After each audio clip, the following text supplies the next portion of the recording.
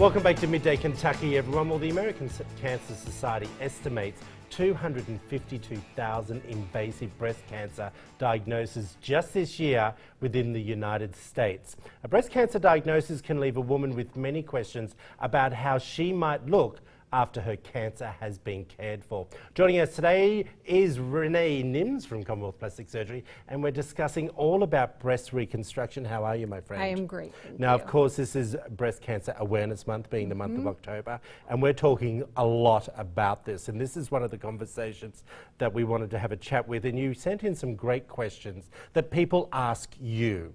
So let's start off. When should someone see a plastic surgeon regarding breast cancer reconstruction? Well, typically you want to see your oncologist and your general surgeon first. Get a plan so that you know, are we going to have mastectomy, meaning the breast is going to be, breast tissue is going to be removed, or lumpectomy and what. And from that, we can then get a plan for how to reconstruct the breast after the fact. So it's not the surgeon first. It is not the breast plastic surgeon first. Right. It is the other part to begin with. You want to see us early on in the process, though, because I've learned that only 30% of women who have breast cancer get reconstruction. So there's a huge population that may need some education, because you don't have to do it immediately while you're being treated or right when you've had mastectomy. Let's say you've had it and you're sitting there waiting. Don't wait any longer. You can come in and get that reconstruction. Interesting. Yeah. And something I wanted to say to you, can you have the reconstruction whilst having chemo and radio? Not radiation. So Right. radiation is always our game changer with reconstructive surgery, but chemo, yes. And so we can actually see patients, they can have their mastectomy and start that process of reconstruction with tissue expanders, for example, that same surgery day, so at the same time. So one surgeon would start and then the plastic surgeon would finish. All right, so with Dr. Jared, how are breasts reconstructed? Where does he start? So it depends on the woman, it depends on the diagnosis. That's why we want to get you in and educate you early on all these different options. Typically, though, what we see is a woman can have their own tissue used, like they can have tissue from their belly transferred up to their breast, tissue from the back brought around, but that's not the most popular because it is a longer hospital stay, a lot more surgery involved.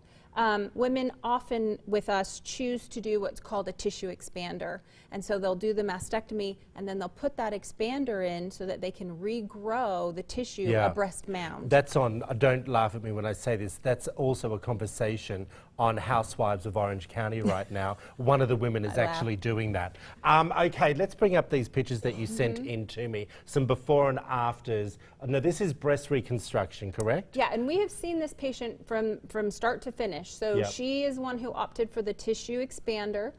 So she had mastectomy, she had those expanders. We expand over a series, they come in once a week over a series of months. And then she's seen us all the way through nipple and areola reconstruction, which can be done a variety of ways too. There's tattooing, there's actual, tissue reconstruction. So with the expanding, when you expand, you end up putting in a implant, is that correct? At the end. So at the end. Expander first, we grow that tissue again, then we put the implant in, and then once they're good with that, often we do a combination of fat transfer too to get that breast shape to really not look like an implant's there and, a nice shape. Great information. How long does the expander take? The process, is it different for most people? It typically takes about 3 months.